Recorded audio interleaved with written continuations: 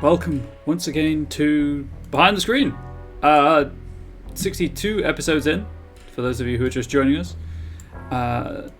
Assuming I can keep count in a Word document. Somehow I've been doing this for 62 episodes. That's just mind-blowing.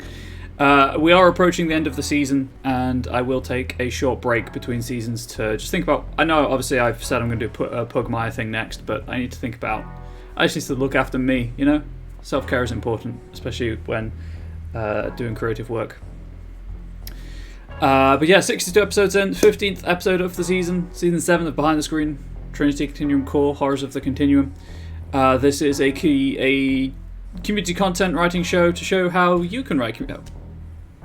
one way of writing community content for the Story Path Nexus in this specific case, but it's content in general, whether homebrew, for publication, if you're... if you're writing for other games, but you just want some general tips for writing, or to get another way of looking at things, hopefully the show helps. And as you can see, to the right of my face, I suppose technically, just ask anything about GM tips in general, playing, running Onyx Path role-playing games. I will answer if I can, and it gives me something to talk about that is not just the work. Before going any further, of course, I do have to point out that I do not speak for Onyx Path, nor is this project official material. All views and opinions expressed are my own, if they come out of my mouth anyway. And this material will be available to buy on the Story Path Nexus. I'm simply a very grateful fan of the platform.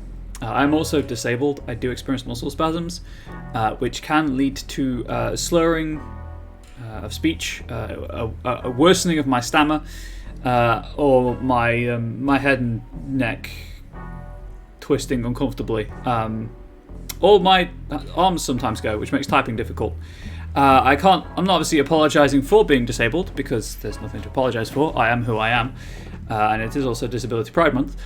But I know that it can be disquieting, so it makes me feel uncomfortable. So if it does happen, I will turn the webcam off. I'll shut down the webcam feed, try to get it under control, and then restart.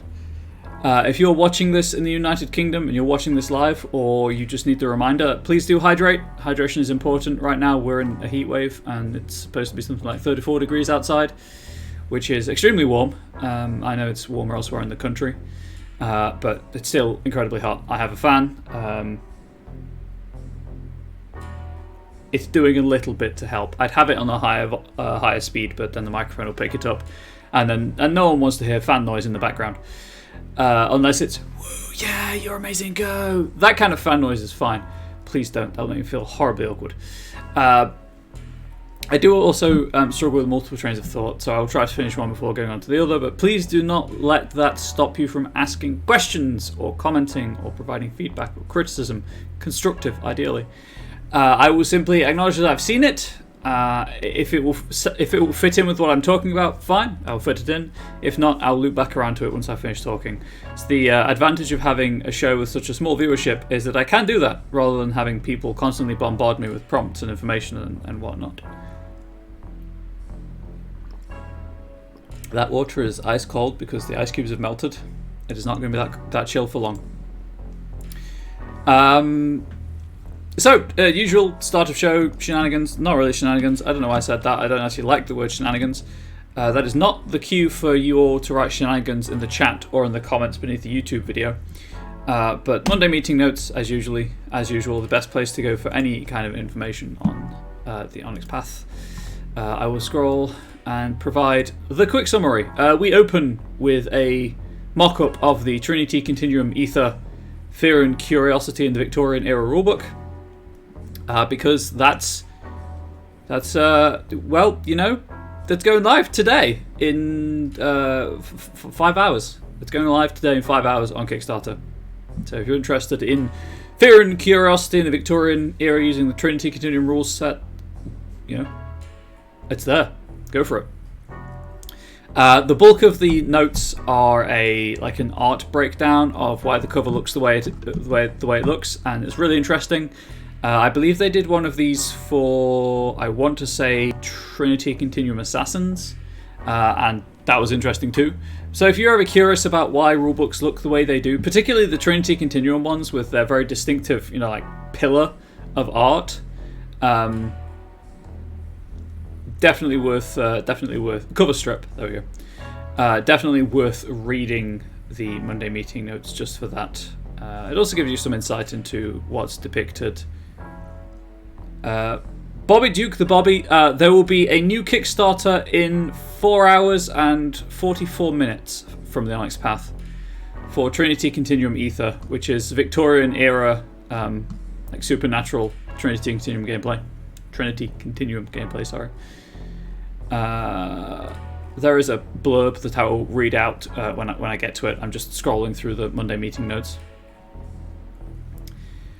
All the stuff that was talked about in the meeting, obviously, if you are unaware, Roll20 and DriveThruRPG have announced a partnership to integrate their two platforms. This should be a good thing, because it does mean that your drive-thru library may eventually be available on Roll20, or at the very least Roll20's PDF support will improve. But unfortunately, as part of that announcement, Astral Tabletop is being shut down. A while ago now, it was announced that development was discontinuing because it just wasn't profitable enough for the development to continue. But Astral itself is now being shut down. So if you have any campaigns running on Astral, please look into other ways of continuing those games. Roll20 obviously would be the obvious one, but Foundry exists if there's a module for it on Foundry, as with Scion. Obviously, you can trust people to just use physical dice and character sheets, but if you're playing games over Astral, unfortunately, you have to migrate sooner rather than later. Also, links to Gen Con panels are provided. Huge Christmas in July sale is happening right now on DriveThruRPG. Loads of discounts across many titles. I know some of mine are discounted. It's an automatic thing that the DriveThru just kind of does. I think it's if it's over a certain age and within a certain price bracket, but I don't know the specifics.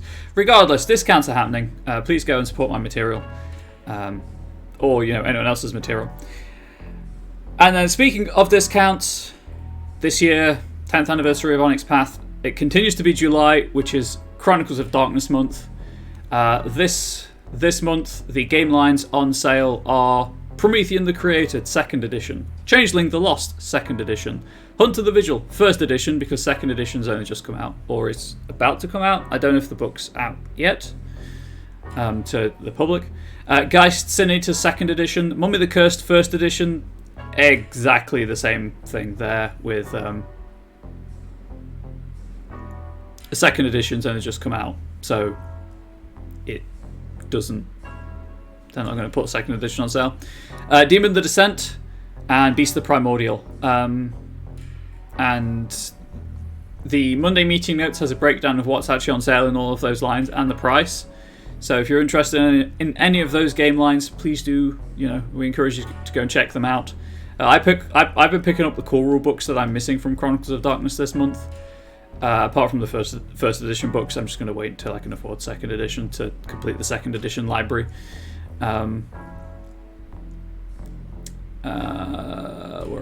Here it is. Trinity Continuum Ether.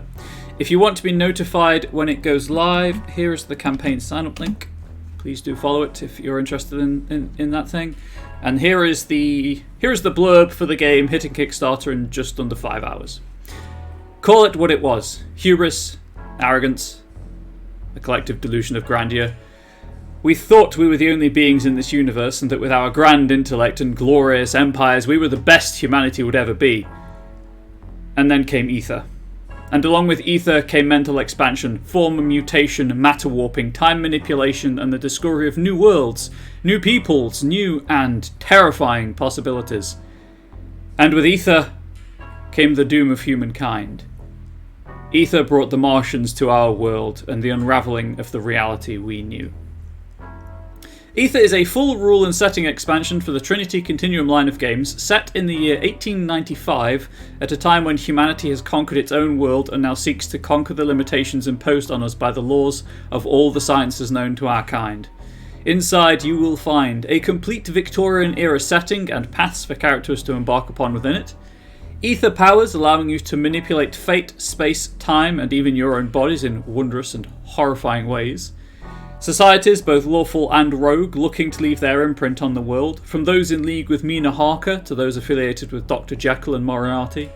Story guide, advice, secret hooks and plots to enable you to start your game of Ether off with a bang. Now, if that sounds like your kind of game, and I don't know, it sounds like my kind of game, please do consider backing that.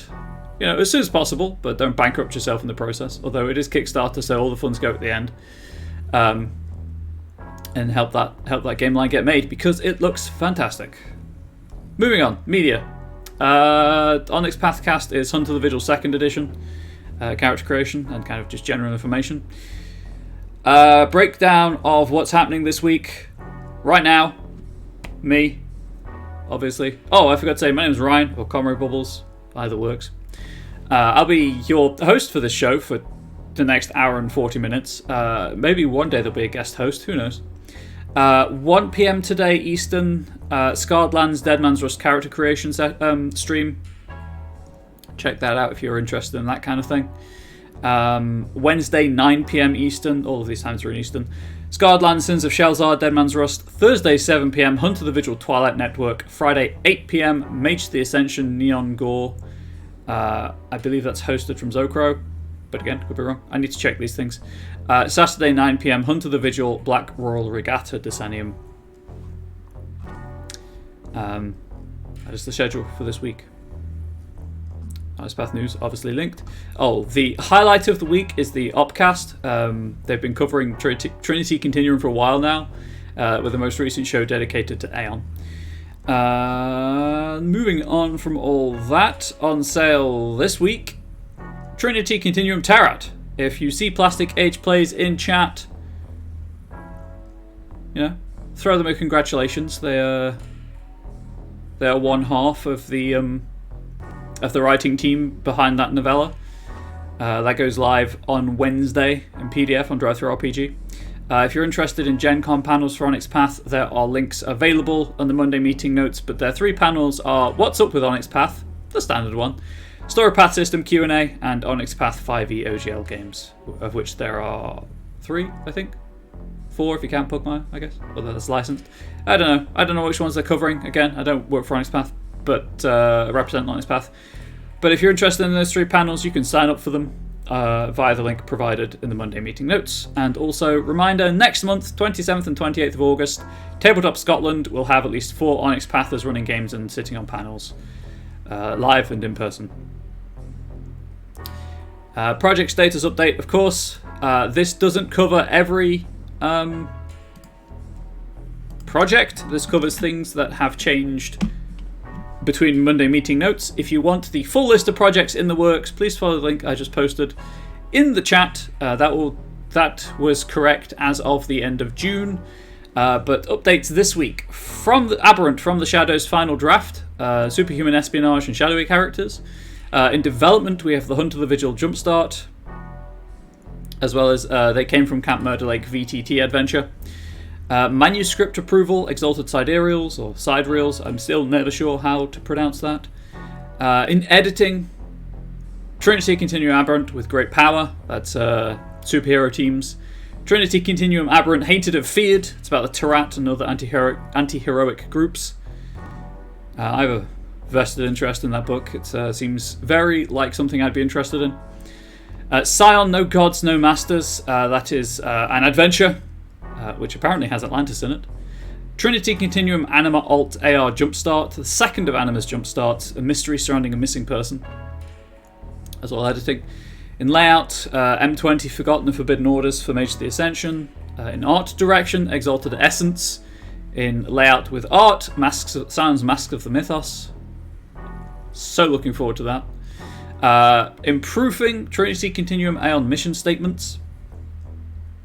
And then at press, I cover this every week, but things that are still at press, Demigod and Demigod Screen, the press files are at the printer. Squeaks in the Deep, Screen and Bookmarks are at press. The Screen and the rulebook are at printer. The bookmarks are at the Kickstarter shipper.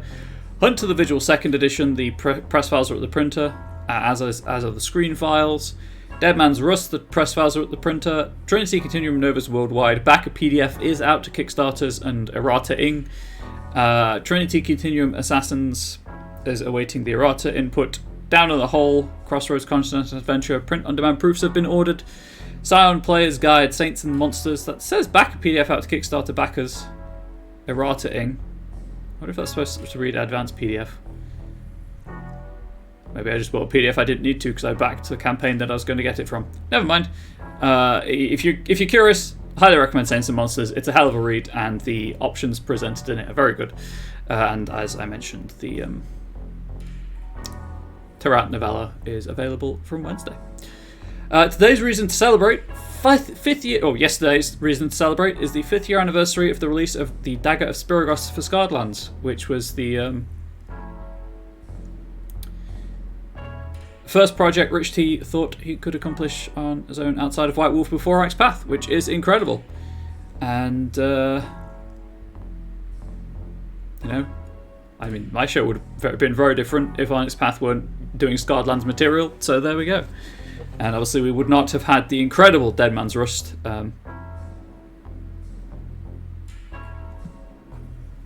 campaign. That's the word I was looking for. But that's the Monday meeting notes. Abridged, summarised, that's the word I was looking for. I will stop stimming with 2 rubber balls. I need to get something better to stim with. Are you ready for the bulk of the show? Is everyone ready to get into the actual writing part of the show? I mean, obviously, those of you who have been here a while, you know the writing's not going to happen for a little bit because I still need to cover the recap. But you know what? Let's get into it. Reminder: feel free to post in chat whenever you want to. I talk pretty much constantly throughout this, unless I'm reading rules or thinking. And even when I'm thinking, I'm trying to talk to cover the dead air. So please do not wait for a break in my stream of consciousness commentary. Please do just post in chat whenever you want to. Ask questions. It doesn't have to be about Trinity Continuum. Ideally about Onyx Path games, but I'll answer what I can about non-Onyx Path games and about Onyx Path games. I'm not an expert. I'm just someone who has put a decent amount of time into rules and reading rule books. So please do feel free to ask questions or provide feedback at any point. If it's a silly question, I will obviously treat it as it should be treated. But I'll do what I can. So swift recap. So this season of the show is focused on writing, as you can see on this bottom line.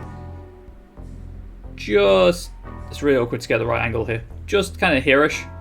A supplement called Horrors of the Continuum. Now, I mentioned at the top of the episode that it would appear on the Story Path Nexus. Again, for people who are perhaps less familiar with such terms and on what this is all about, I will break it down as I do every time. YouTube, you're welcome. So, the Story Path Nexus is a community content platform where you can write material using, in this case, the Trinity Continuum Core rulebook, or TCC, or Core, depending on how I feel, what I feel like when I'm talking about it. And you can write material, you can reference the rules in the book, you can use, I think, certain characters. There's a list of material you are allowed to use, provided on the Story Path Nexus, and I highly recommend you look over it before writing material. But it allows you to write material referencing the core rules and using text from the game and stuff, and put it up there for sale for 50% of the royalties. And there's licensed art provided that you can use free of charge as long as it's credited appropriately, and all of that cool stuff. Storypath Nexus is focused on the Storypath system, unsurprisingly, Storypath system being a spiritual successor to the Storyteller system, and that's what powers like Chronicles of Darkness and whatnot. And if you want to write material for the Storyteller system, hey, the Storyteller's Vault has got you covered. Onyx Path also, the Storypath system, also covers Scion and the They Came From games, and the other Onyx Path community content platforms are the Scleretian Vault if you want to write material for Scardlands, or Canis Minor, if you want to write material for Pugmire and Monarchies and Mao related games. And all of those are the same. Like you have you're allowed to write material relating to certain game lines and stuff and put it up for sale to make money. Obviously, not a lot of money, but anything's better than nothing in this economy. So Trinity Continuum, briefly touched upon, is a story path powered game. Story path as a role playing system is skill based. So your character sheet has a list of 9 attributes that cover everything that's inherent to your character: might, dexterity, stamina, intellect, cunning, resolve, presence, manipulation, and composure. And so those are like ability scores in D&D, for example. And then 15 skills. And each attribute and skill is rated usually 0 through 5. And when you are called upon to roll dice, your story guide in an ideal world will say, this seems like a physical arena. So you'd look at the physical arena, which is your physical attributes, and you'd make an argument for one of them. Usually the highest, obviously, but if you can't think of a way the highest fits, then you pick the one that does fit. And then you look at the skills, and between you and the story guide, you figure out what scale works best to produce the effect that you want.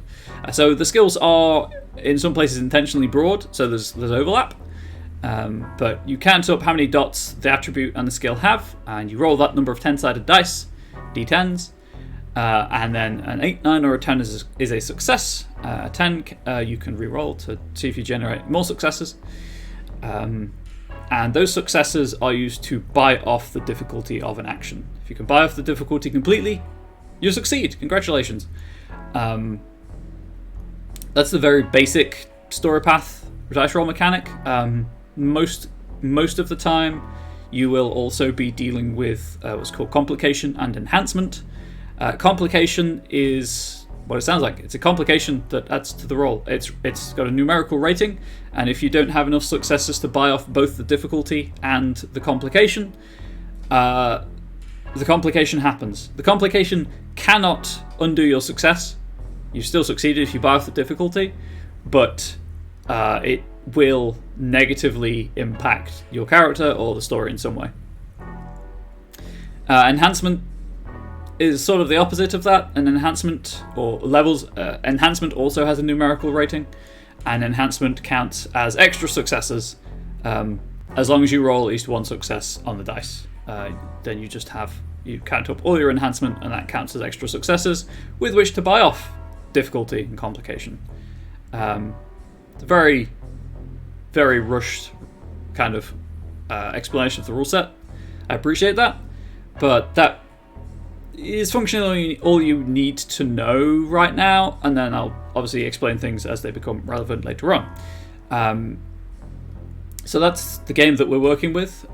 Trinity Continuum itself, thematically, is more of a sci-fi action game, kind of like immediate future, some blockbuster levels of sci-fi, like advanced military tech rather than space. And it's definitely themed around like action and espionage and spy movies and stuff.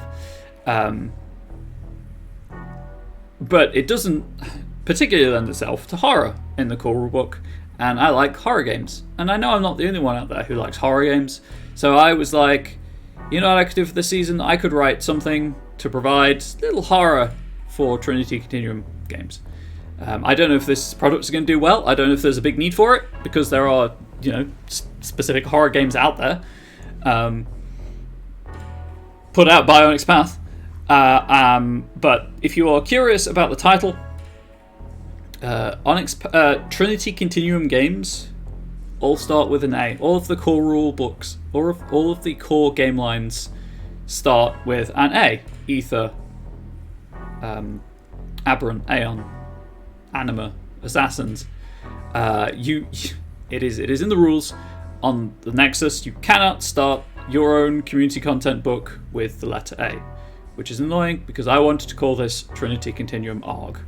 But there we go. So we've got Horrors of the Continuum. It tells you what it is. It says Horrors and Continuum. It's pretty obvious title. I wasn't trying to be subtle with that. But because this is a horror-themed supplement, it's very important to discuss safety tools and the usage of safety tools at the table.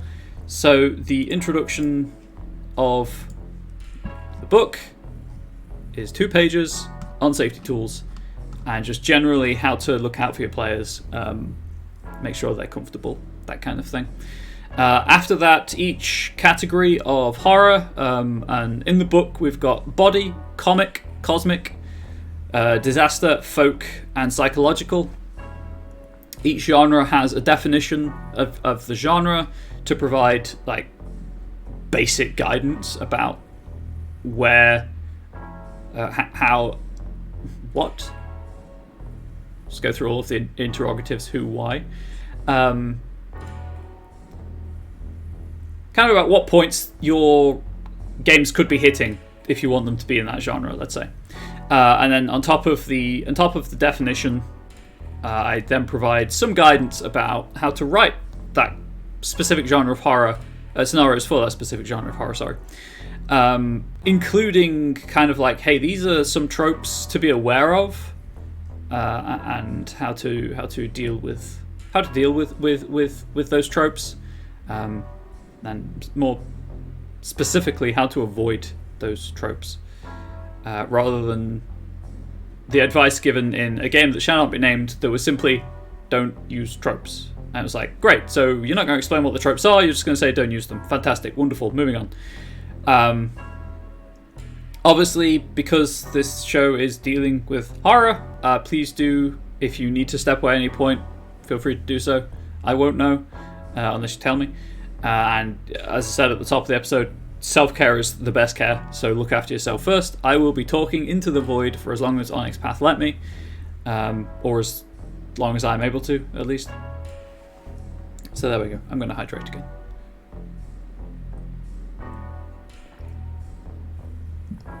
Okay, right, so you may be thinking, but Ryan, you've done everything. You've defined your genres. You've provided guidance when writing for those genres. You've provided 2 scene mechanics that can apply to a variety of scenes to emulate the genre. You've provided 2 skill tricks that players and antagonists can have. You've provided 2 edges that players and antagonists can have. You've provided 2 gifts that players and antagonists can have. Good morning, Plastic Cage players. Congrats on Terrat coming out tomorrow. So you very well might not be asking yourself right this very moment, but Ryan, what's left? All of the player-facing stuff is done. To which I say, the story guide is a player too. And the story guide, to my mind, needs some help here. So we're doing Anomaly powers. We're going to look into how you can make your creations truly monstrous. I'm going to aim for 2 for each genre. And then, depending on how I feel, I might go back and do a 3rd Anomaly power. But the 3rd Anomaly power will be in the stat block for a ready-made antagonist that you can just slot in without having to do any work yourself. So without further ado, let's get started. Half an hour into the stream. We're just going to do them in order of the content.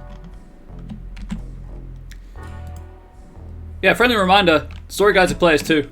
They deserve goodies in your books. Now, Anomaly powers aren't going to take very long because they aren't as fleshed out for like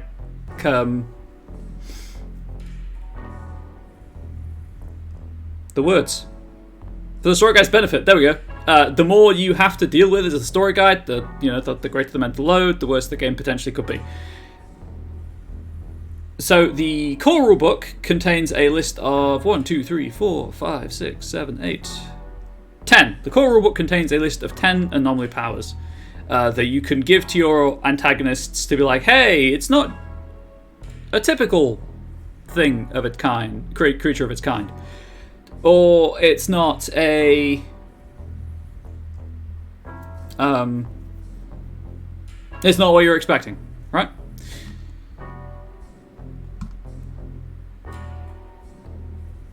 So why not add to that list? Because I hate myself, and I like making work for myself, and also I didn't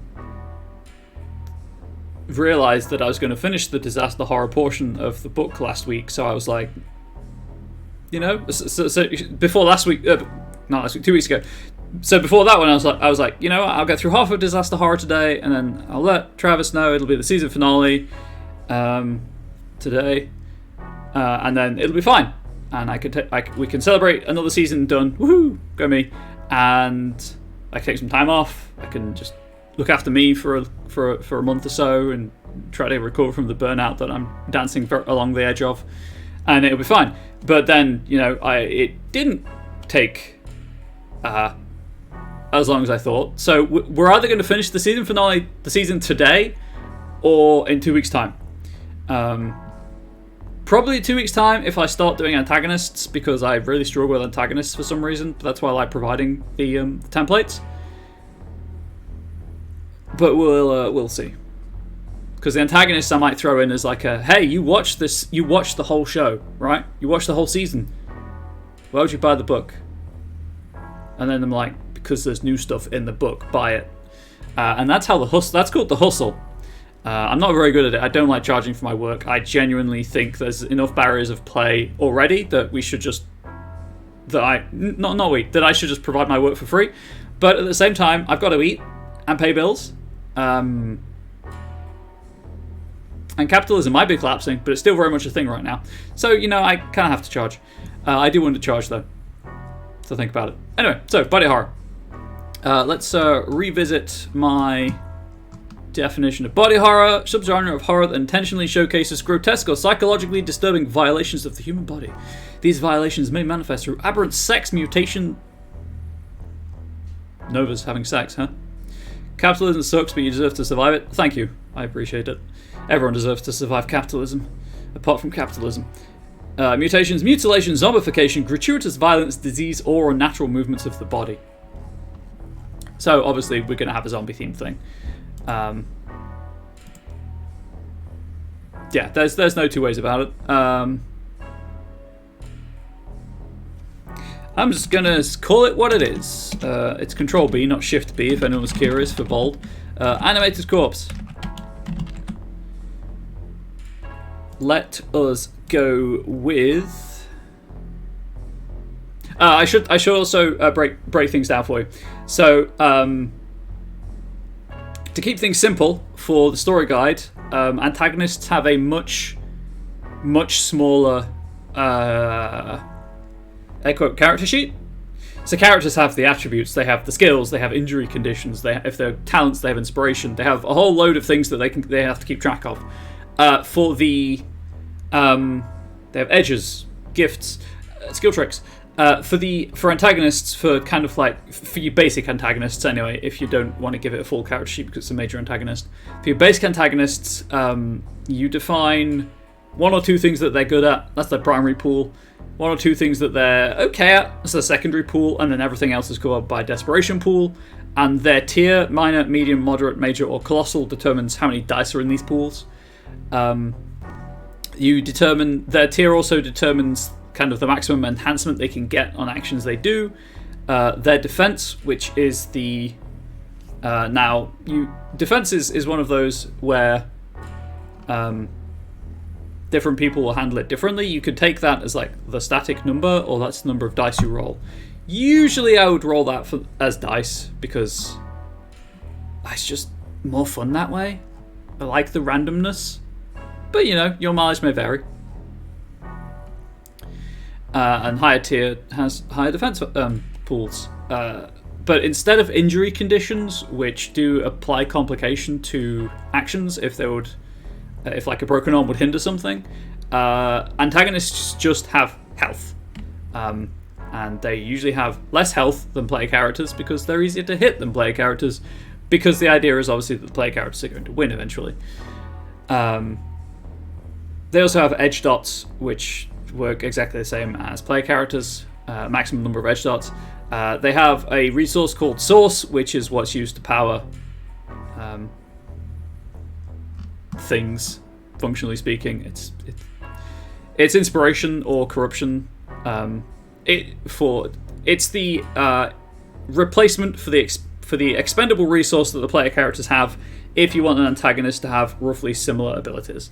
So if you wanted like a talent anomaly antagonist, then they have a source rating, which is the amount of inspiration, air quotes, that they have access to, right? And then anomaly powers is what we're dealing with here. That was a very rushed overview. I apologize, but here we go.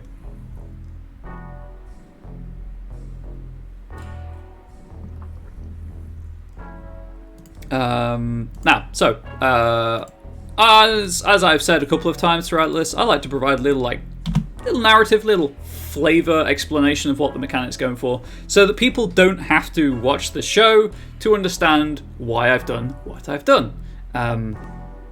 This I find useful even when I'm not streaming material that I'm writing. So I do have a D&D 5e Patreon, and I try to provide the narrative reasoning behind mechanics I create for subclasses or spells there, because if the person running the game or using that thing knows what the intention was, if the wording perhaps isn't as clear as I think it is or as you think it is, then having the rationale, the reasoning, the intention behind it there in world hopefully helps to clear up, or to clear confusion up, or to provide like a grounding or a basis for an informed decision, an informed ruling, let's say. So, oops.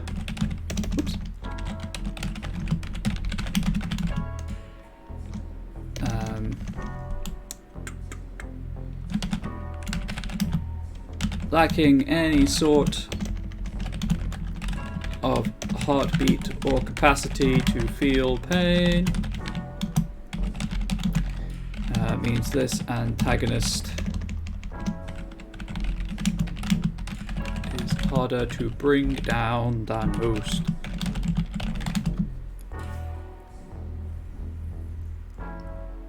So, the inflict damage stunt costs an additional success every time it is used.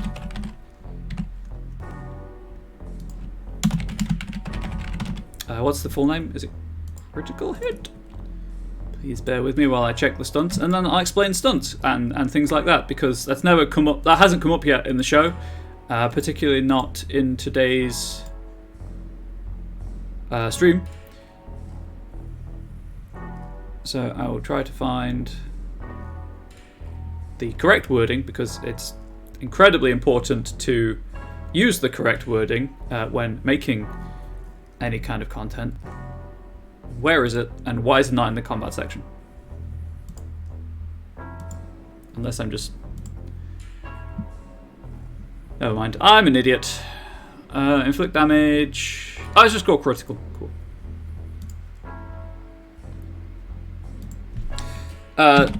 So, with your successes on your attack roll, and you can... There's some leeway about the skill and attribute combination for attack rolls.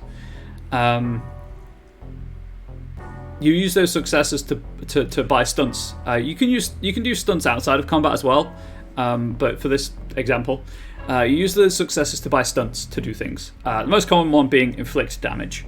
And the cost of the inflict damage stunt is the rating of the opponent's armor, or... sorry, 1 second.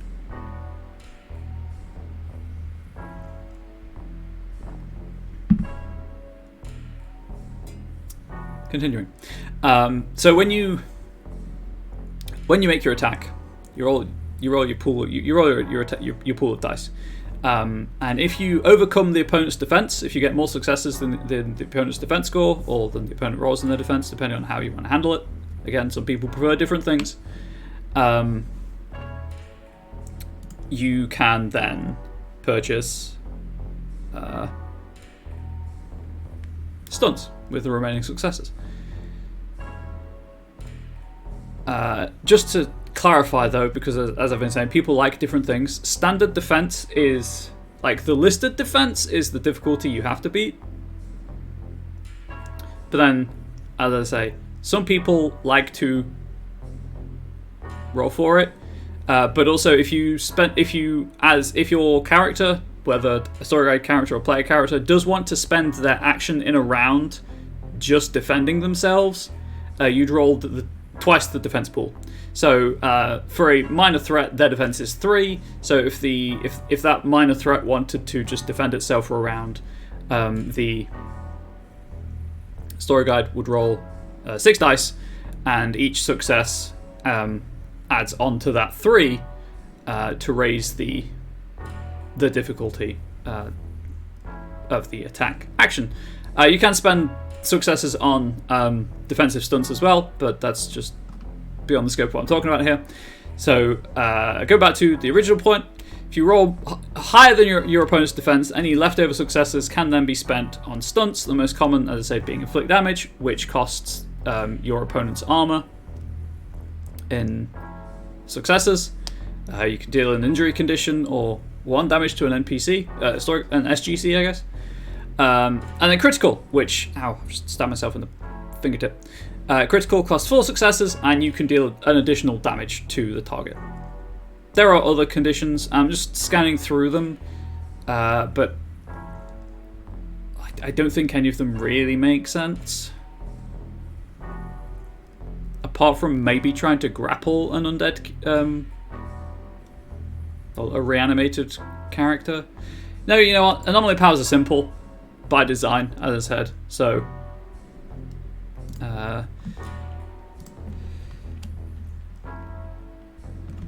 inflict costs an additional success every time they, not it, they are used against this creature.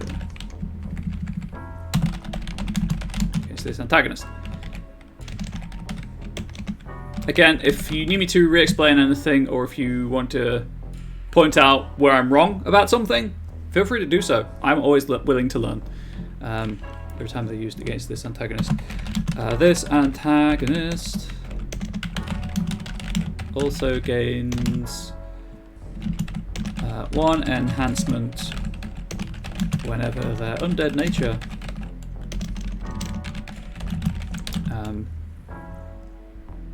would be beneficial. So that's just covering that, as in, like, hey, this weird situation's come up, and the story guide thinks that being undead would help. I also should point out, I guess, here,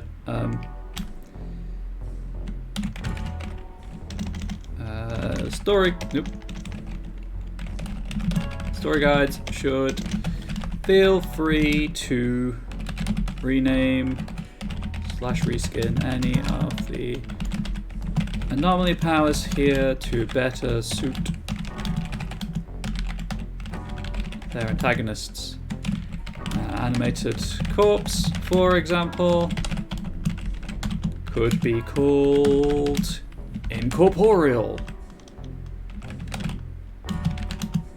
and be applied to ghosts.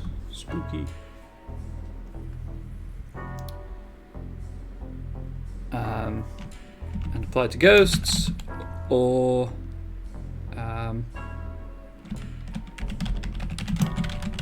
called mindless rage and be applied to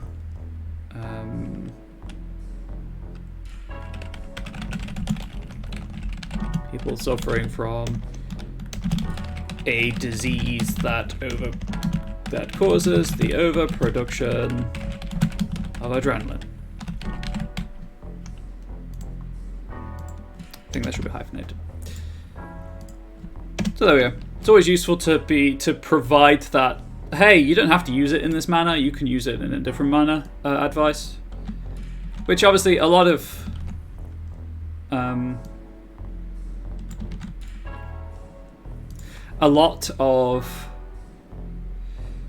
experienced GMs, story guides, whatever you want to call them, will do, but for people who are just starting out, they may not feel as comfortable doing it, and so just providing that inspirational advice to be like, hey, you could use this to simulate other things. These are a couple of things it could do. It costs me nothing. It takes like 10 seconds to do, but it may make a table better. It may make someone else's story better. So there we go. Unfortunately, Incorporeal was an idea I was playing about with, and Mindless Rage also was something I was playing about with, or I guess Incorporeal would be more a psychological thing. So now I need to think of another body horror thing, immediately going for infectious attack.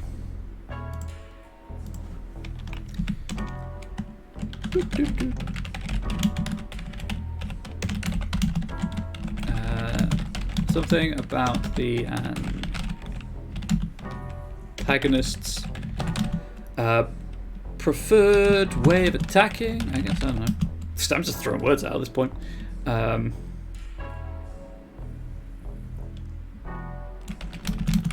Chance of infecting their target with a contagion. Little C, because the big C contagion is an entirely different game line. Looks at Chronicles of Darkness, the Contagion Chronicle, and it's like, I want to use you. So the easiest way to handle this would be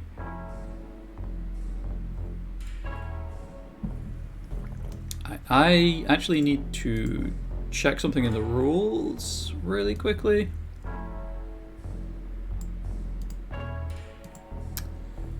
Because diseases per se aren't included in the rules.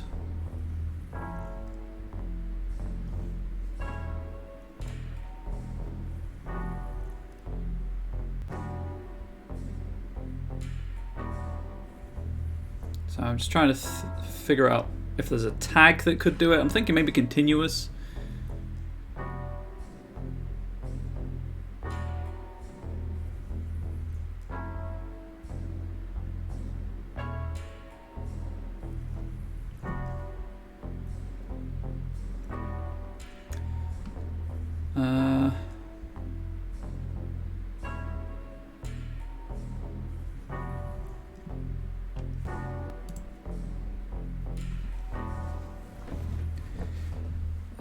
Right, so let's go with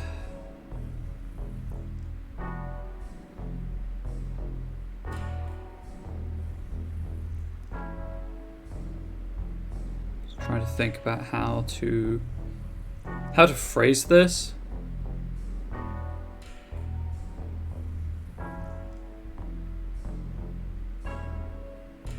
Because if it's every attack, then that's just a waiting game. Eventually the infection's going to occur, but the horror is not that it's going to occur inevitably, but it could occur at any point.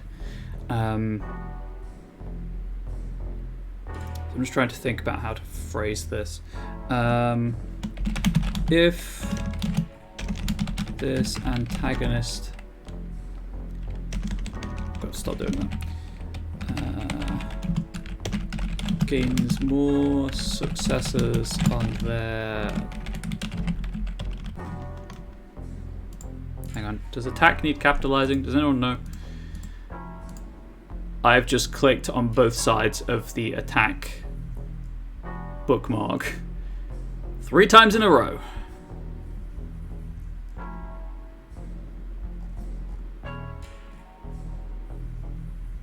No, it doesn't. I guess it'd be...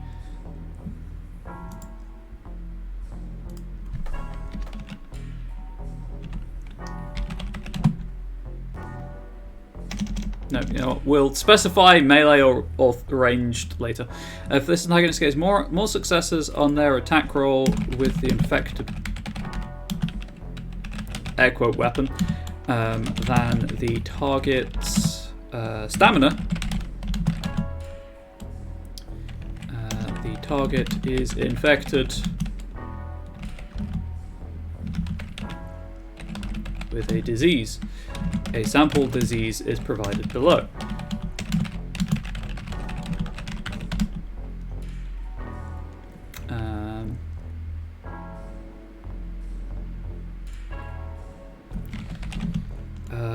This Anomaly power applies to melee attacks by default. Put any antagonist capable of weaponizing. Whoops.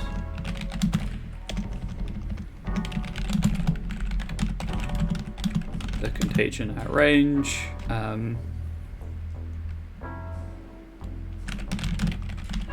Apply this power to their ranged attacks.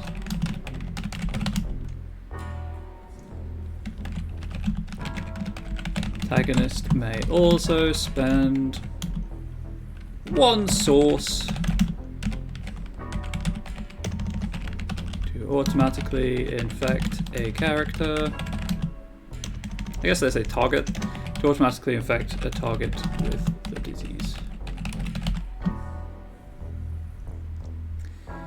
Okay. And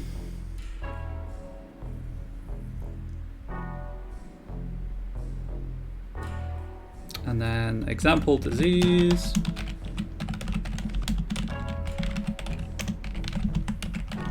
I'm just going to call it the animating virus. We all know what this is ripping off. I'll give you a hint. It starts with the letter T.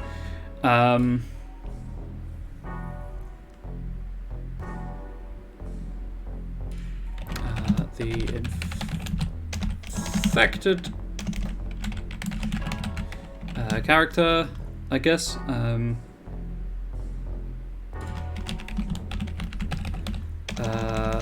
Must pass a difficulty. Let's say. No, even better. Must pass because it's skill and then attribute first, as I was very nicely reminded recently. Integrity plus resistance attribute. Roll with a difficulty.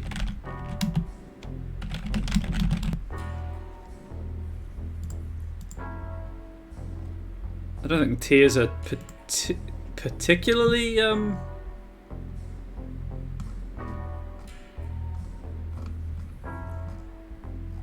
wait, the table, it's gone. Ah, there it is.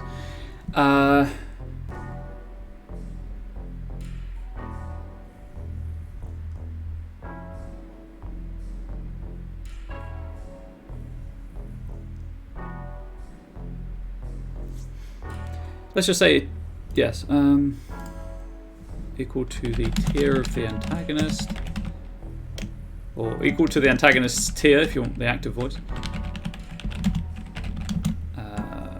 Bracket with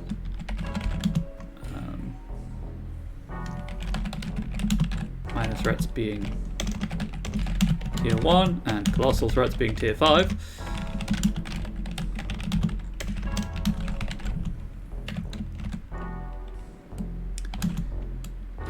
If hello Alan, how are you doing? Must pass an integrity antagonist tier every hour. If they fail, they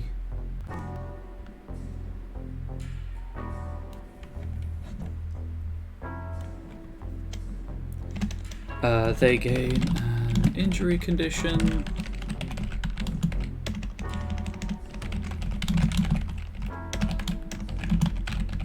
In their lowest MT injury box. I think that's the wording. Obviously I can check wording like that off stream, but I think that's the wording that similar things use.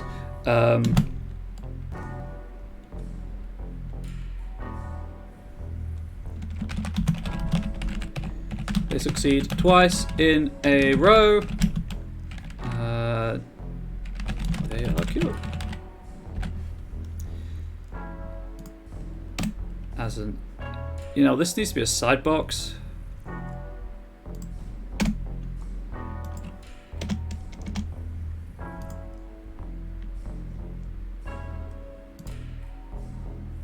No, wait.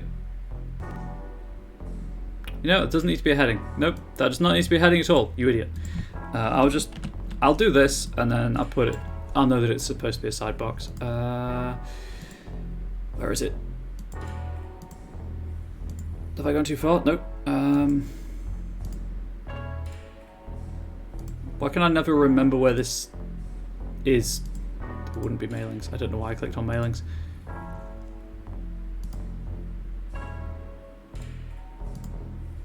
Oh, there it is. That's because it's on the first page, you idiot. And top board. And bottom board. Okay. They are taken out by this disease. They become a minor. They become an antagonist under the story guide's control.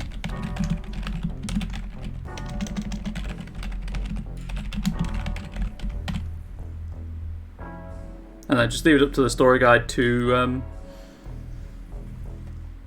decide what that actually means. If they succeed twice in a row, they're cured. Woo! No animating virus for you. Infected character must pass an integrity plus resistant attribute roll with a attribute should be capitalized. With a difficulty equal to the antagonist's tier, with minor threats being tier 1, colossal threats being 5 every hour.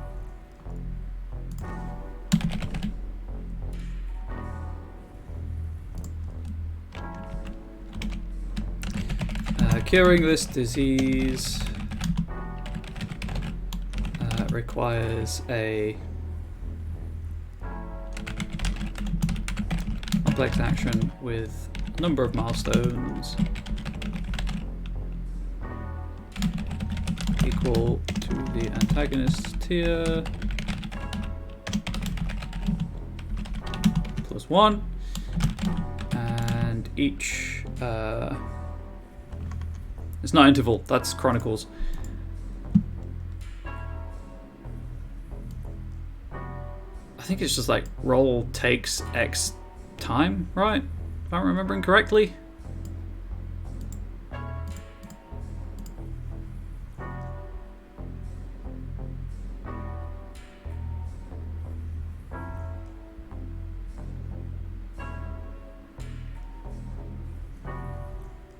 Sorry, I'm just skimming through the rules to figure out the wording. I'm pretty sure it was time between rolls. There is half an hour between each roll.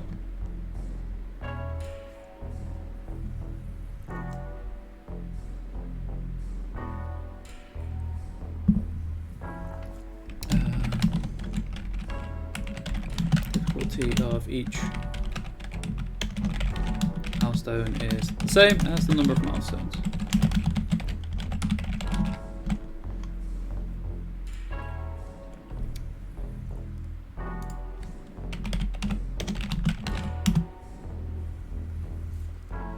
That should be numerical for consistency's sake. There we go. So there we go. So if you're bitten by a minor threat that's a zombie, you need to pass a difficulty 2 integrity plus resistance attribute roll every hour, or you'll gain an injury condition, and if it kills you, congratulations, you're a zombie. Obviously safety tools are important, goes without saying. So that's body horror. It looks like I will not be getting through all of them today, so likely not the season finale. That will be almost certainly be next stream. So I'll probably leave off doing the antagonists until I, edit this accordingly. And then I'm like, yeah, I'll throw some antagonists in off stream. Comic horror though. Time for some comic horror.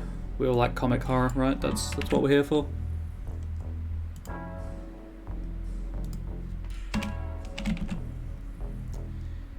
Let's call it False Face. The outward appearance of this antagonist doesn't match the inner truth.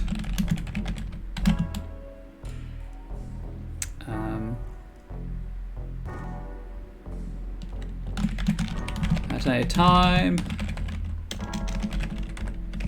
The story guide can add 1 momentum to the momentum pool. Momentum, again, for those who don't know, momentum is an expendable resource that you can spend 1 for 1 to add dice to the pool. It can be used to trigger skill tricks. And if you spend half the momentum in the pool in a scene, you get experience. Story guide can add 1 momentum to the momentum pool to change 1 aspect of the antagonist.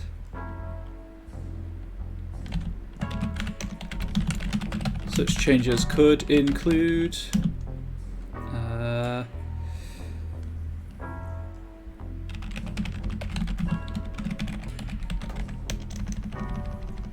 not swapping attribute dots, moving, increasing primary pool by 1.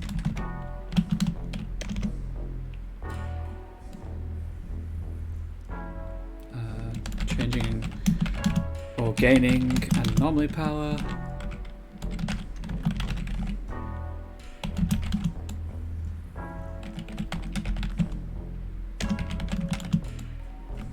Or regaining 1 health.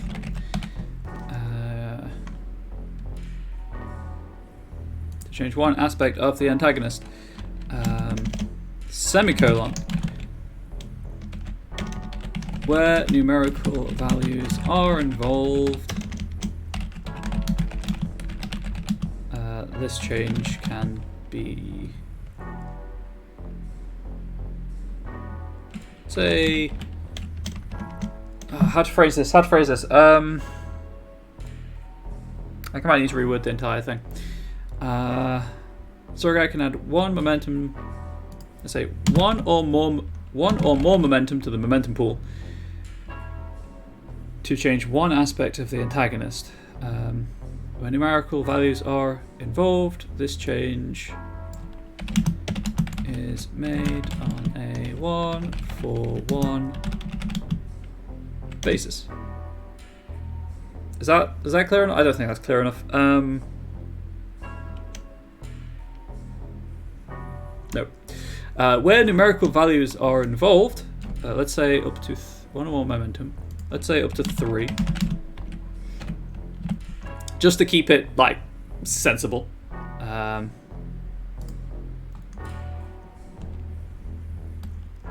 Where numerical values are involved, the change is equal. That's nice, Bill, equal. To the momentum added.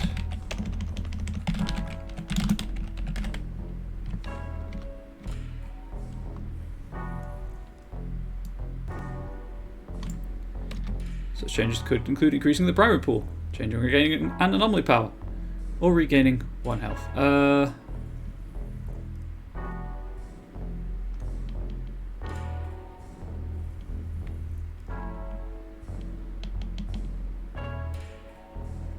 I think that's okay. I think we'll specify that this can only happen once. This anomaly power can only be used a single time in this manner.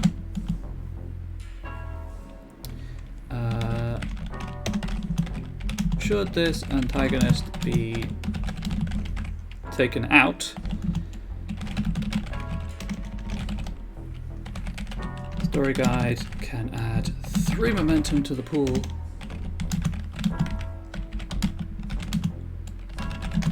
have this antagonist return no sooner than the next scene.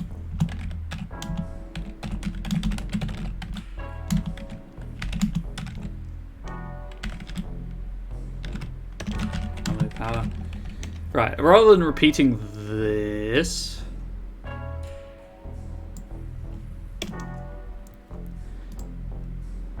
this anomaly power can only be used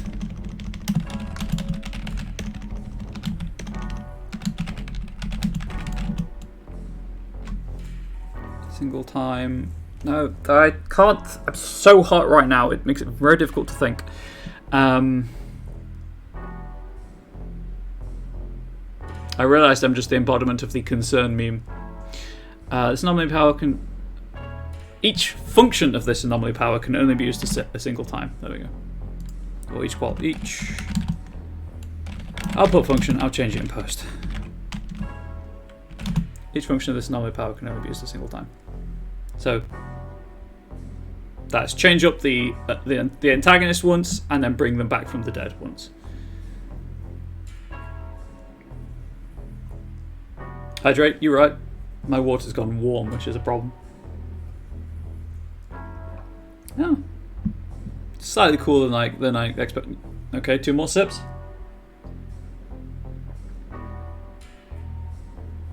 There we go. I've got to pace myself.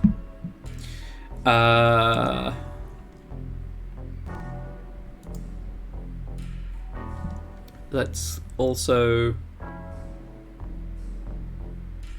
You know what? Let's not call that false face. This whole thing needs to go in psychological horror. Oh, hey, cool. Feel like a concerned mom. Oh, I'll be fine. I'll be fine, Travis. Don't worry about it.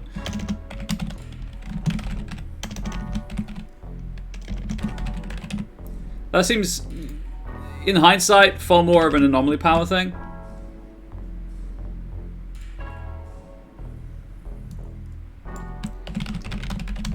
Imaginary form.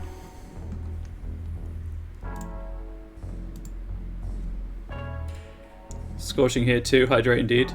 Yeah, Alan, I know that it's really bad in Central Europe, so please do look after yourself. Stop all that negative self-talk. Mom is proud. I try to make Mom proud. I try to make stream Mom proud. Right, anyway.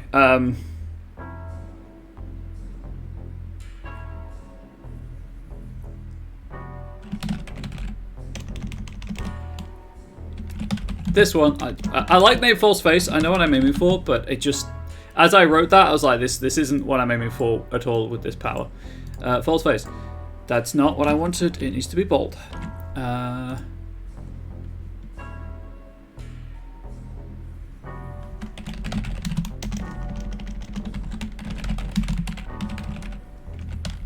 Through a carefully constructed chain of false evidence, this antagonist is not what they seem.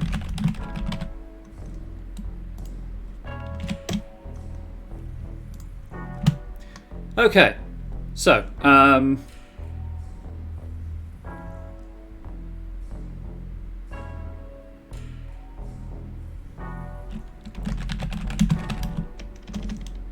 whenever the player characters interact or interact with, comma, or investigate,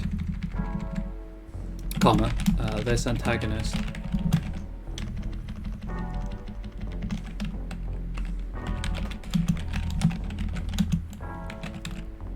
they should reveal something not incorrect, unexpected? No, that's the wrong word as well. Incongruent.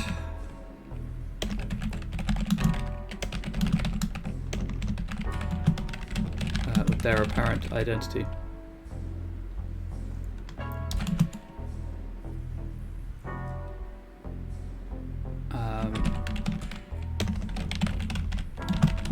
Mechanically speaking, this should be represented as a primary pool covering an area the antagonist should not be skilled in, or a higher than usual health value, defense, health, or source value. You know what? I'll do it properly, chat. I'll do it properly. I'll put commas in, or source value. or even edges, or even access to edges that make no sense for the antagonist to possess.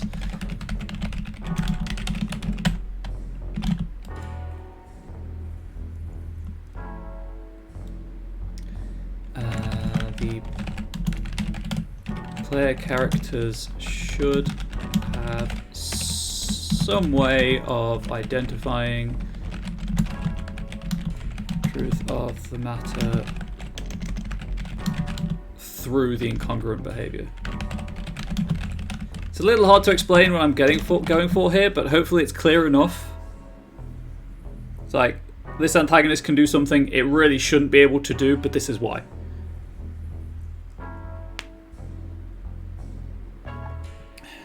You know what? That's a much simpler way of putting it.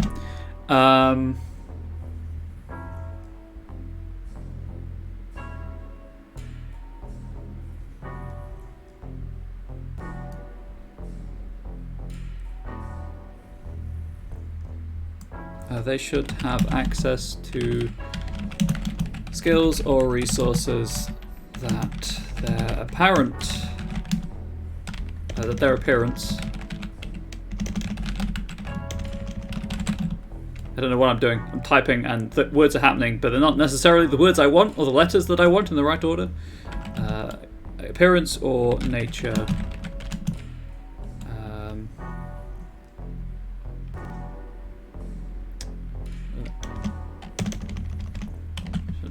Skills or resources at odds with their appearance or nature. There we go. Much simpler. Moving on. That should be a C. Right. So that's it was Old Man Jenkins all along. What else? This is usually the parody thing.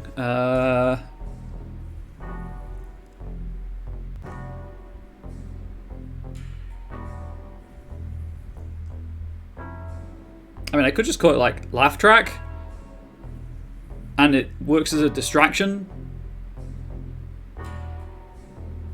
I don't know if that's a bit on the nose.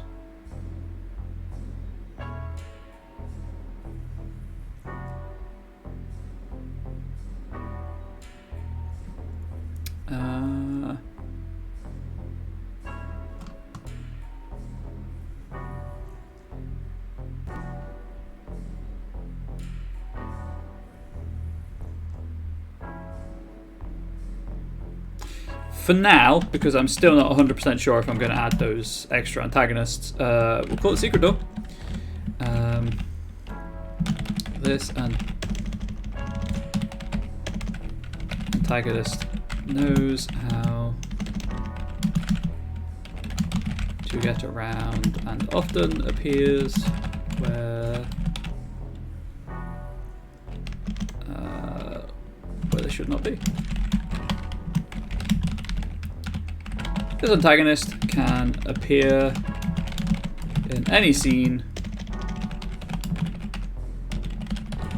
regardless of where the last scene took place.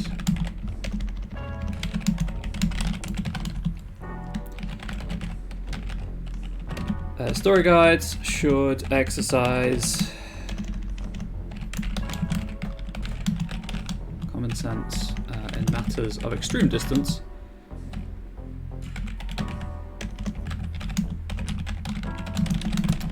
The antagonist should never be seen arriving.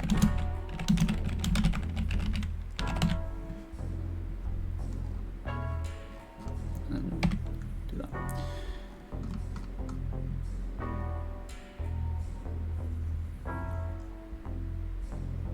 And then if we call this one, if we rework Secret Door, for example, could be called. I've got to think about faces because I was going to call it many faces, but I don't particularly want to do that because I've already used face. So Secret Door, for example, could be called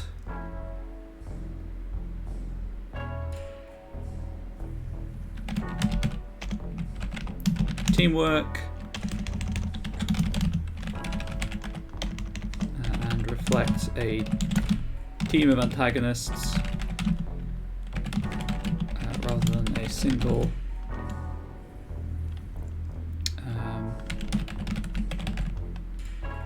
character.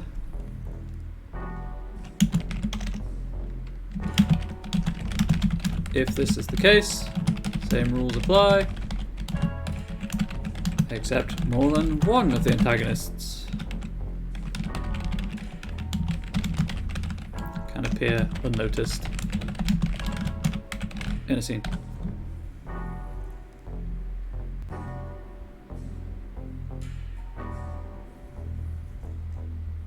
You know what, that's a terrible example because that's just how teamwork works. Okay, moving on. Deleting that one.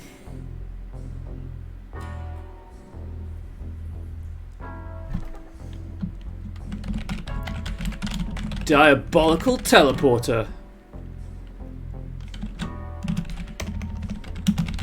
And is a device used by a mad scientist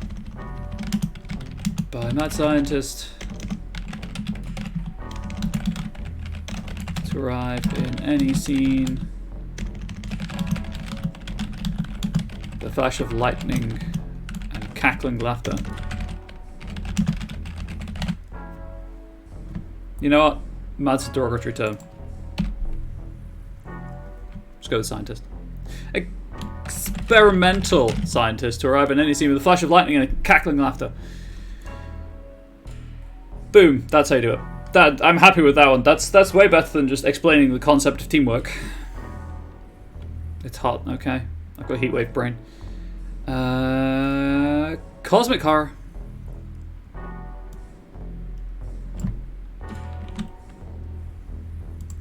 Just keeping an eye on the time. Don't worry, chat.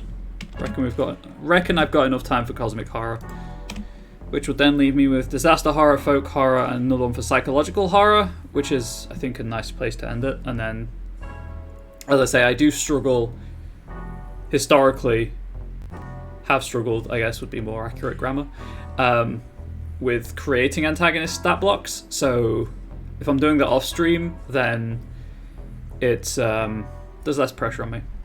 So I'll probably do that. Anyway, cosmic horror.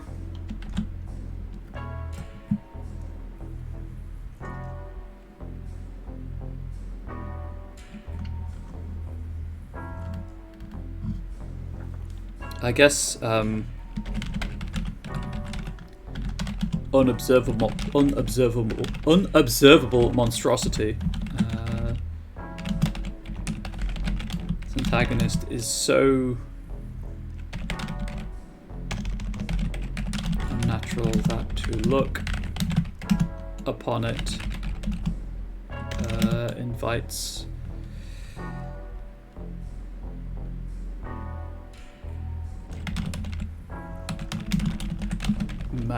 wait, no. This antagonist is so unnatural in appearance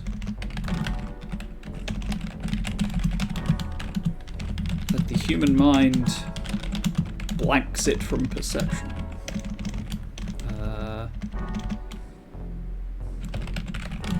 Ignores it to protect itself.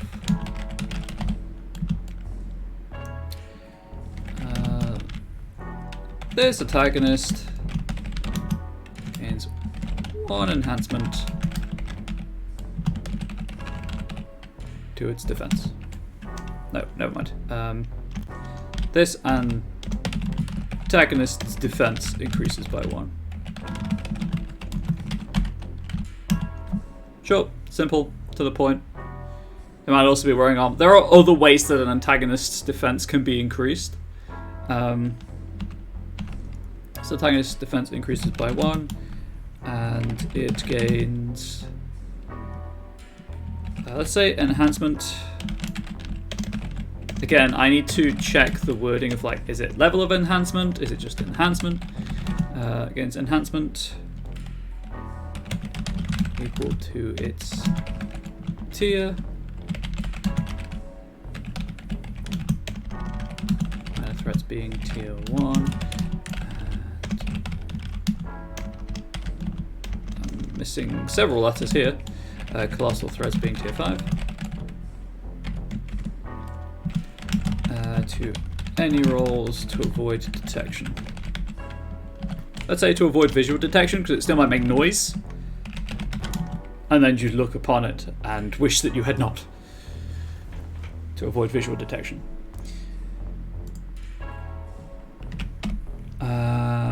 So that's that. What other tropes are there in cosmic horror? You know what, while I'm thinking about it, I'm just going to copy this.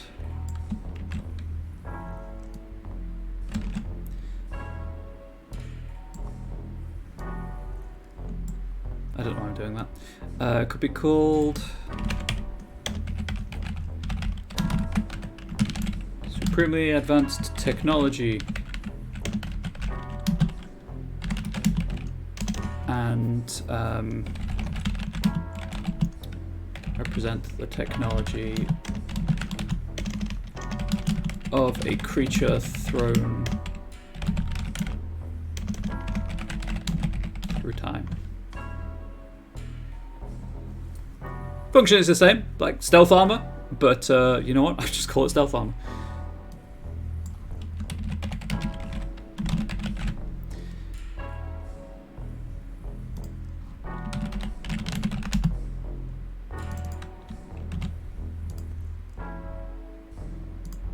Function is the same thing, but you know, different flavor to the narrative.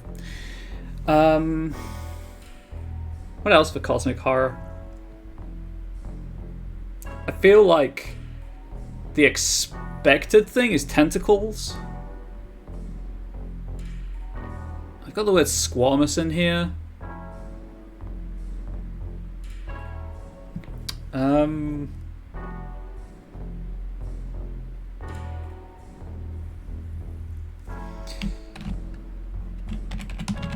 Extraneous appendages.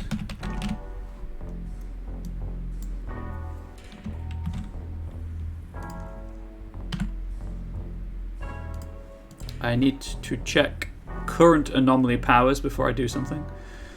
All-seeing eyes, that could work too.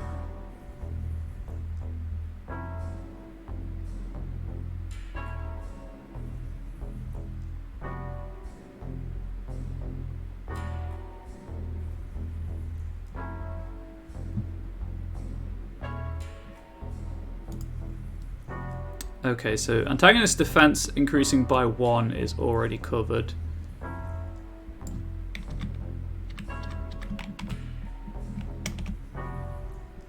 By an anomaly power.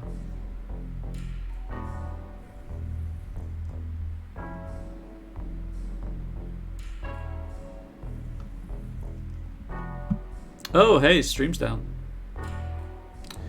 OBS, you want to fix yourself? Do you want to fix yourself right there, OBS, or not? You were doing so well, OBS. So well.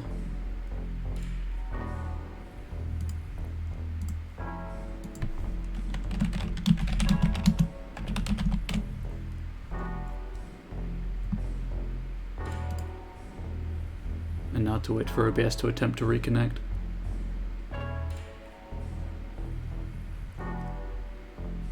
You gonna succeed there, OBS?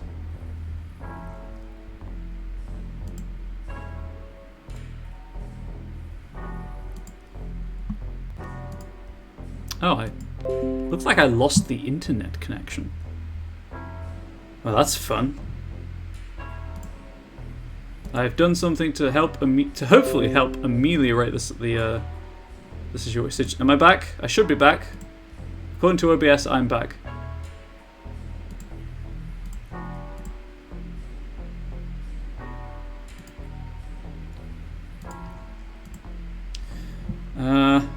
I'm going to assume everything's fine, and I'm going to continue. I'm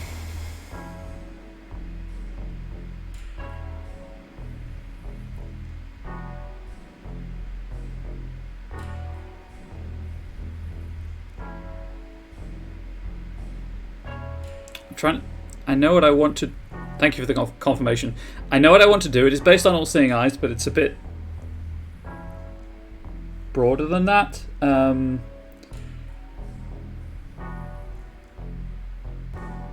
we go. Transdimensional sensors. Oops. Nope. Why is that not a word? I'm going to say that's a word. That's my keyboard squeaking on the desk as I moved it. Heads out of the gutter, people. Although, like, it is getting incredibly warm in this corner, so I'm thinking maybe my computer might have overheated slightly.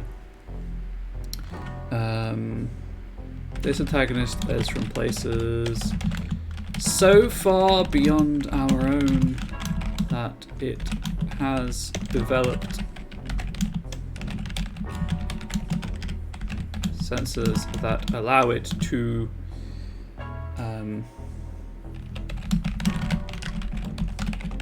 see in complete darkness, exist in the void of space,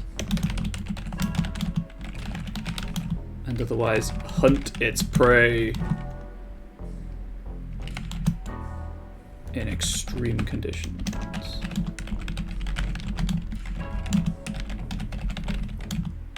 This antagonist never suffers an increased difficulty.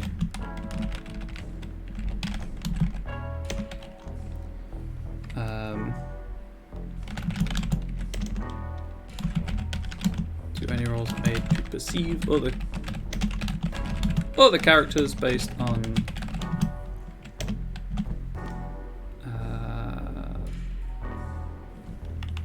this antagonist never suffers an increased difficulty to any rolls made to perceive other characters. That's a horrible sentence. Like, it says what I want it to do. It just...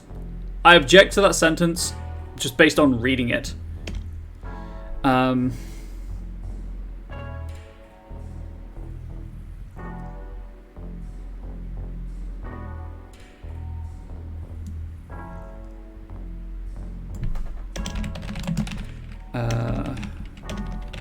When using its sensors as part of a roll. There we go.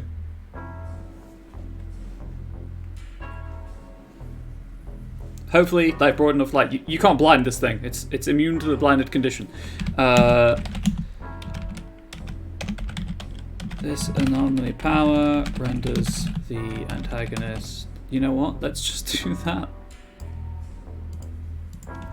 There was a blinded condition, right?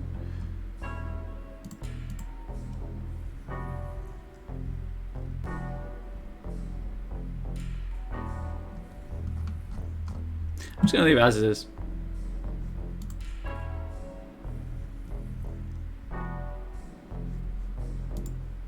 That's fine.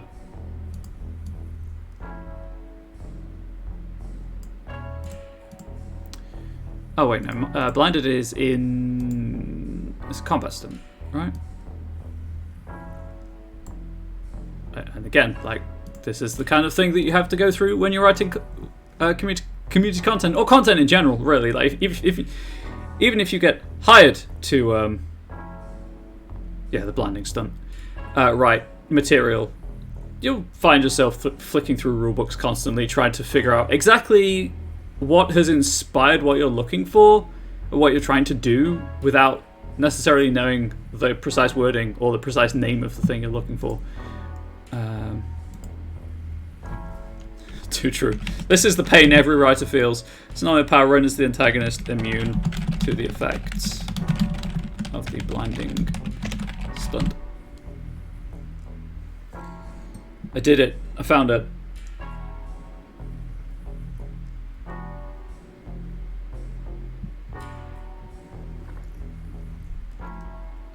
Speaking of which, hated and feared in approval, so congrats. Woo! Yeah, I guess technically, I've been super cagey about this whole thing. Like, it was... No, you lied. It's in edits. It is in edits. But yeah, I suppose I have been hired to write material for a book for Aberrant. Woo! And it's in edits, and it's also terrifying that it's going to come out and that people are going to use it, because I wrote mechanical stuff, and like people might object to narrative things, but narrative you can always change. Mechanics is a lot of people are like, this isn't clear, scream, or this is just wrong, and then why it's wrong. And I have a very fragile sense of self-worth. It's fine. However, I guess we can just call this stealth field now, because it's not technically armor.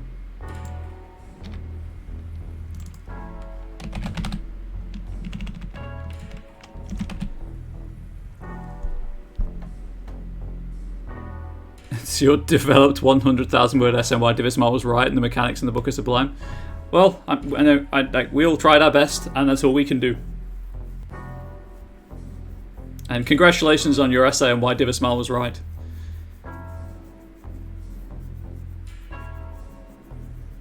So looking forward to art. It's gonna be so good. Anyway, I'm done for the day because I'm really hot and I still need to do my outro, and that does take about 15 minutes sometimes. So, well, we're proud of you, Plastic Age Players, for putting up with us and for handling it and for, you know, just responding to queries swiftly. I might be new to the. I don't have that much water left.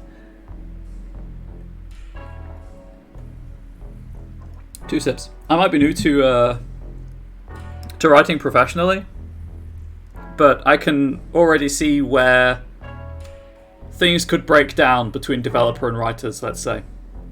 I'm just going to leave it there, because I don't know how much I can say about other things that you are, that no one knows about. That is likely to watch this anyway. Other people do. But I obviously don't want to say too much. Anyway. Today has been, I want to say, relatively productive as the recap, as the summary, the plenary, if you will. I just want to use that word, I'll be honest. Just anomaly powers for the first three genres of horror to flavor your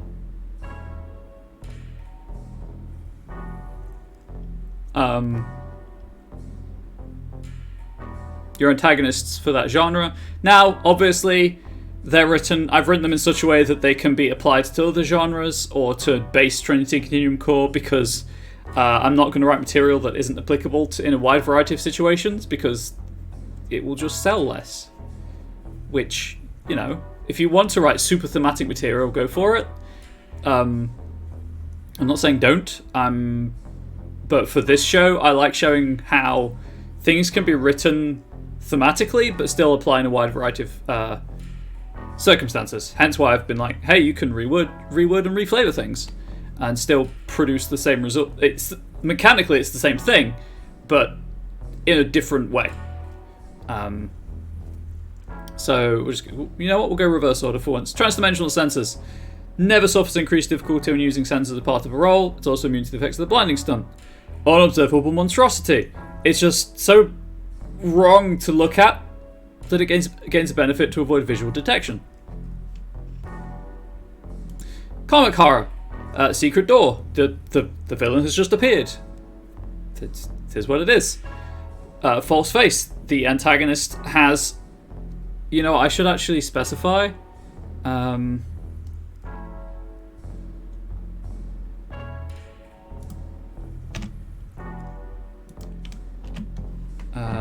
This in congruent ability is on top of the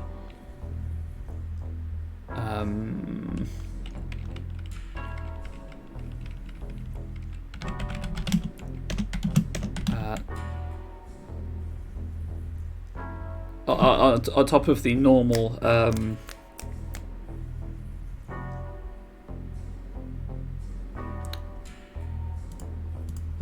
what's the phrase in the book?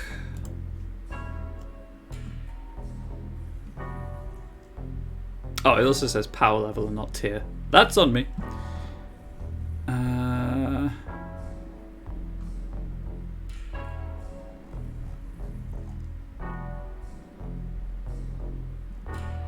dang it, doesn't seem to say like stat block or anything or equivalent.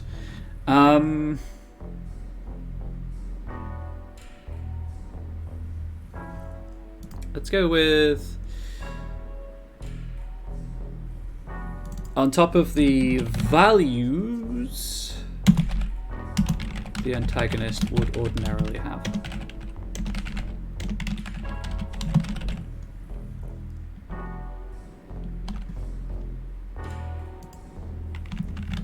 Ability, skill, resource, etc.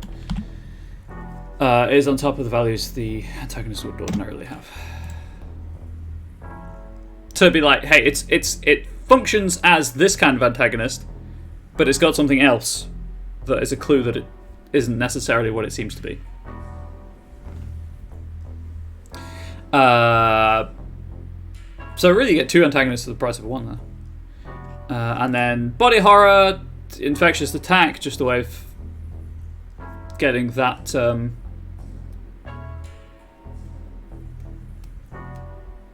aspect of traditional body horror out of the way. And then also, obviously, the animated corpse thing. Just a way of making your antagonists ever so slightly tougher without increasing their defense or their health. Because just making inflict damage and critical stun cost more, is another way of doing it. So I'll do the recap, the abbreviated recap of the Monday meeting notes, and then do my outro.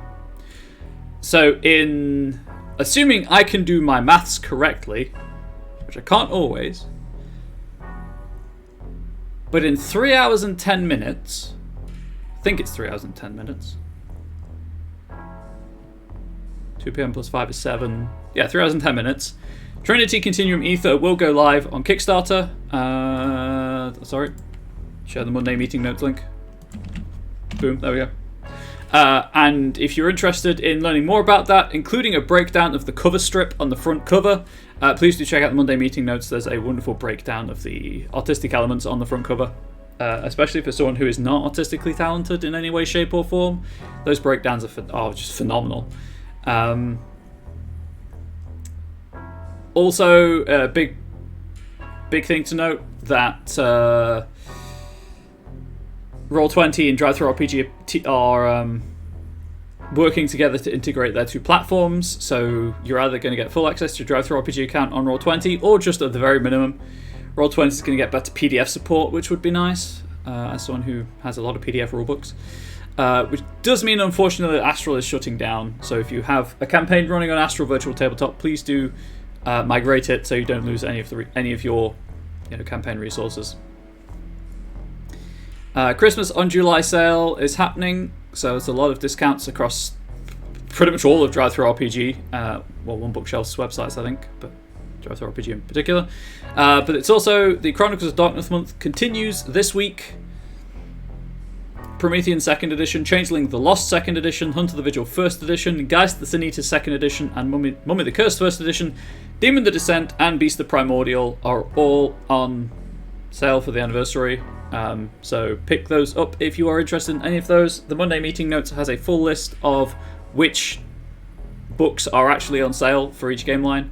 I'm saving money. I'm forcing myself to save account credit on DriveThru and just buying the core rule books, because I'm being very honest with myself. I love the games, but I very rarely get to play them. So the core books are enough for me for now, and then if it becomes relevant later, hey, then I can support Onyx Path by buying the product at full price.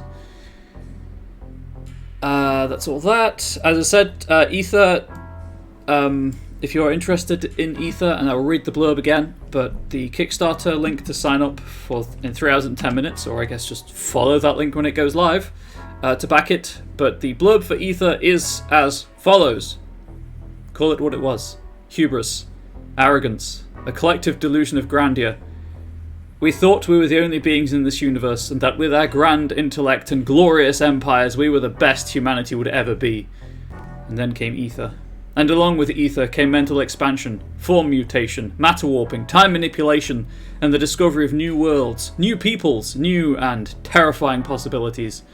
And with ether came the doom of mankind. Humankind. Ether brought the Martians to our world, and the unravelling of the reality we knew. Ether is a full rule and setting expansion for the Trinity Continuum line of games set in the year 1895, at a time when humanity has conquered its own world and now seeks to conquer the limitations imposed on us by the laws of all the sciences known to our kind. Inside you will find a complete Victorian era setting and paths for characters to embark upon within it, ether powers allowing you to manipulate fate, space, time, and even your own bodies in wondrous and horrifying ways. Societies, both lawful and rogue, looking to leave their imprint on the world, from those in league with Mina Harker to those affiliated with Dr. Jekyll and Moriarty. Story guide, advice, secrets, hooks, and plots to enable you to start your game of ether off with a bang. So if that sounds like your kind of game, and as I said at the top of the episode, sounds like my kind of game, please do consider backing it on Kickstarter. Also, I'm assuming that you'll get access to the backup preview text, which is like 95% complete, and those are always a blast to see the game kind of take shape from the Kickstarter through to full release. This week's Pathcast is about Hunt of the Vigil 2nd Edition, coming up later today at 1 PM Eastern, so an hour before the Kickstarter goes live. Scarred Lands Dead Man's Rust character creation stream. All of these times are in Eastern. Wednesday, 9 PM, Scarred Lands Sins of Shelzar Dead Man's Rust. Thursday, 7 PM, Hunt of the Vigil Twilight Network. Friday, 8 PM, Mage to the Ascension Neon Gore. Again, I think that's hosted from Zocro's channel, but I'm not sure. I'm sure someone can correct me if I'm wrong. And Saturday, 9 PM, Hunt of the Vigil Black Royal Regatta Decennium, which every time I say it, I feel like I'm going to stumble over it, and I never do. Other important notes from the Monday meeting notes. Obviously, on Wednesday, you can purchase Trinity Continuum Tarat novella. They're pretty hype, if you ask me. Print on demand and PDF/EPUB versions. From Drive-Thru RPG. Sorry, I've got it. There's a special on Thursday, so watch the schedule. Okay, there you go, chat. Anyone watching this? Watch the schedule for a special on Thursday. So excited about Tarat. It's your first novella. I'm probably going to pick it up. Not going to lie. Not in the least because of the hated and feared connection, but it's just, the amount you've been frothing over it, I'm sure it's going to be good. Gen Con panels are live if you want to sign up for them. They're on the Monday meeting notes. And also Tabletop Scotland, 27th and 28th of August. We'll have at least 4 Onyx Pathers. I would love to go to meet them, especially one of them in person, because Michaela and I have been hanging out a lot digitally, but I unfortunately can't. Yes, really swift recap, project status updates. Final draft, Aberrant from the Shadows. Development, Hunt of the Vigil, Hunter Jumpstart. They came from Camp Murder Lake, Virtual Tabletop Adventure. Manuscript approval, Exalted Sidereals. Editing, Aberrant with Great Power. Aberrant, Hated and Feared. Hey, that's the book I wrote for. Scion, No Gods, No Masters. Anima, Alt AR Jumpstart. In layout, M20 Forgotten and Forbidden Orders. In art direction, Exalted Essence. Hyped for that one. In layout, Scion, Masks of Mythos. Even more hyped for that one. Proofing, Aeon Mission Statements. At Press, Demigod and Demigod Screen. Squeaks in the Deep. Book, Screen, Bookmarks. Hunt of the Vigil. And Screen. Dead Man's Rust. Novas Worldwide. Trinity Continuum Assassins. Down in the Hall. Crossroads Constant Adventure. Silent Plays, Guide, Saints and Monsters. And the Tarat Novella. And if you're curious about more information about any of those, because I did kind of break down more about those at the start of the stream, please do watch the video on demand. The segue here being, if you are not a subscriber to the Twitch channel, and hey, if you've got an Amazon Prime account, you can link it to your Twitch account for a Prime Gaming account, which gives you 1 free subscription a month. It's a Tier 1 subscription, but you get all the same benefits as a Tier 1 subscription. The channel gets all the same benefits as a Tier 1 subscription. You just have to remember to manually renew it if you want to keep subscribing to the same channel. Because Twitch subscribers get 1 week's exclusivity to the video on demand for all streams on the channel. Also, you get the sweet emotes and access to the subscribers-only Discord channel. And the Onyx Path Discord server. But after that week is up, you can watch it on Twitch until it is deleted from Twitch, or you can watch it on my YouTube channel, Comrade Bubbles. Yeah, those emotes. Look at that YouTube. If you subscribe to the Onyx Path Twitch channel, those are the emotes you could be rocking right now. Of course, if you're watching this on YouTube and then you go and subscribe to the Onyx Path Twitch channel, you don't need to watch this on YouTube. So I'm really shooting myself in my own foot with the promotional marketing there. I hope you at Onyx Path appreciate the sacrifices I make. No one watches these on YouTube. I have the viewing figures. No one actually watches these on YouTube. I think I might have like 2 videos with 1 view. But hopefully people in the Onyx Path community find these at least interesting, if not entertaining.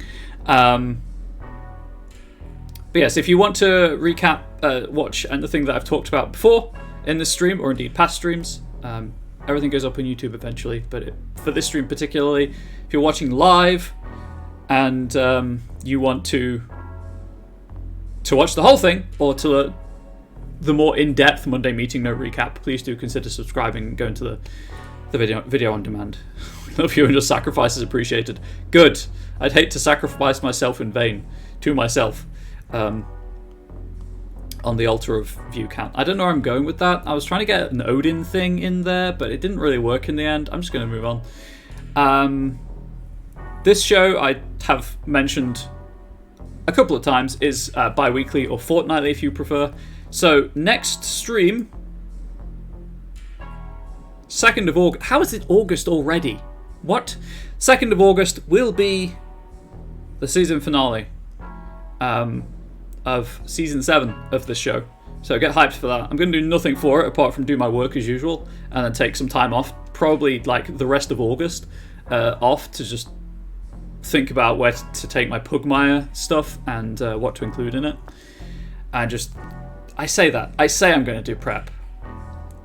The secret is I rarely prep. The secret is just looking after my mental health and not burning out. That's the key. But then I'll be back theoretically in September, although I'm on holiday in September, so I'll figure out when I'm on holiday and when I can start again. But if you have any lingering questions, I will be in chat for like 5 minutes after the show ends while the post roll rolls, so that you can see the schedule for yourselves. You can also follow me on Twitch. I do stream on Twitch, Comrade Bubbles, twitch.tv/Comrade Bubbles. I stream video game stuff. I should be streaming in about half an hour. I don't quite know what I'm going to be streaming, but I'm always happy to talk role-playing games or just to hang out with people. I'm also on Twitter at Comrade Bubbles. I did mention I do have a Patreon where I make 5th edition OGL compatible compliant material. If you're in the mood for a campaign guide, it's really cheap, and you get a campaign, like at least one chapter of a campaign guide every month. One section, sorry, like one.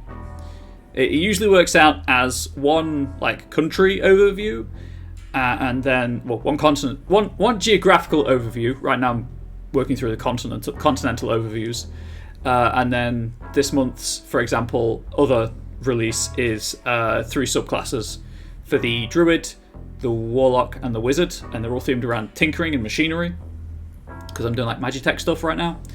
But if that tickles your fancy, please do consider going to patreon.com/themoonlitbard. Yes, patreon.com/themoonlitbard for that. That's my spiel. I'm going to let the post roll, and I'm just going to sit in this incredibly warm and humid room for 5 minutes before having a break. But you've all been a pleasure to host the show for, and hopefully you'll come back next time. If you're watching this on YouTube, please do let me know what you thought in the comments below the video. Video engagement does drive YouTube numbers, unfortunately, and I need to get better at asking for it.